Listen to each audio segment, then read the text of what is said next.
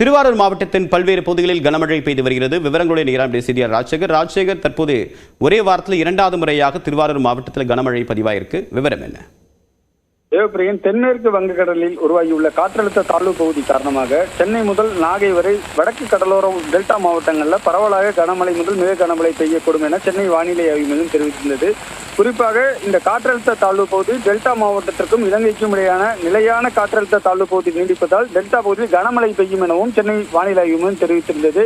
இந்த நிலையில கடந்த 5 நாட்களுக்கு முன்பாக திருவாரூர் மாவட்டத்தில் ஒரு மணி நேரத்துக்கு மேலாக பெய்த கனமழையின் காரணமாக மாவட்டத்தின் பல்வேறு பகுதிகளில் தண்ணீர் என்பது தேங்கியிருந்தது. இந்த நிலையில 4 நாட்களாக மழை பெய்யாமல் இருந்த நிலையில தற்பொழுது கடந்த 1 மணி நேரத்திற்கு மேலாக திருவாரூர் அதனை ஒட்டியுள்ள பகுதிகளில் கனமழை என்பது பெய்து வருகிறது. குறிப்பாக திருவாரூர், சேந்தமங்கலம், மாங்குடி, வடகரை, கமலாபுரம், புலிவலம் உள்ளிட்ட பல்வேறு பகுதிகளில் இந்த கனமழை என்பது நீடித்து வருகிறது.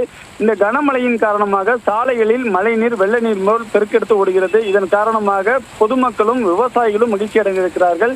குறிப்பாக சம்பா நெல் சாகுபடி பணிகளில் விவசாயிகள் தீவிரமாக ஈடுபட்டு வருகிறார்கள். தற்பொழுது விவசாயிகளுக்கு மழை என்பது மிக பயனுள்ளதாக இருக்கும் நிலையில இந்த மழையை வரவேற்கக்கூடியதாக விவசாயிகள் தெரிவித்திருக்கிறார்கள்.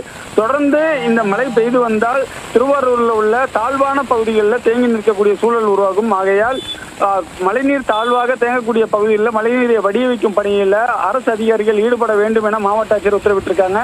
நாளை திருவாரூர் மாவட்டத்திற்கு முத்துப்பேட்டை கந்தூரி காரணமாக அரசு உள்ளூர் விடுமுறை அறிவித்திருக்கிறது. இந்த நிலையில மாணவர்கள் இந்த பள்ளிக்கு சென்றுவிட்டு தற்போது திரும்பிய சூழலில் மழையில் நனைந்தபடி செல்லக்கூடிய ஒரு சூழல் என்பது நிலவி வருகிறது. தேவப்பையன், உங்களுடைய விரிவான தகவலுக்கு நன்றி ராஜசேகர்.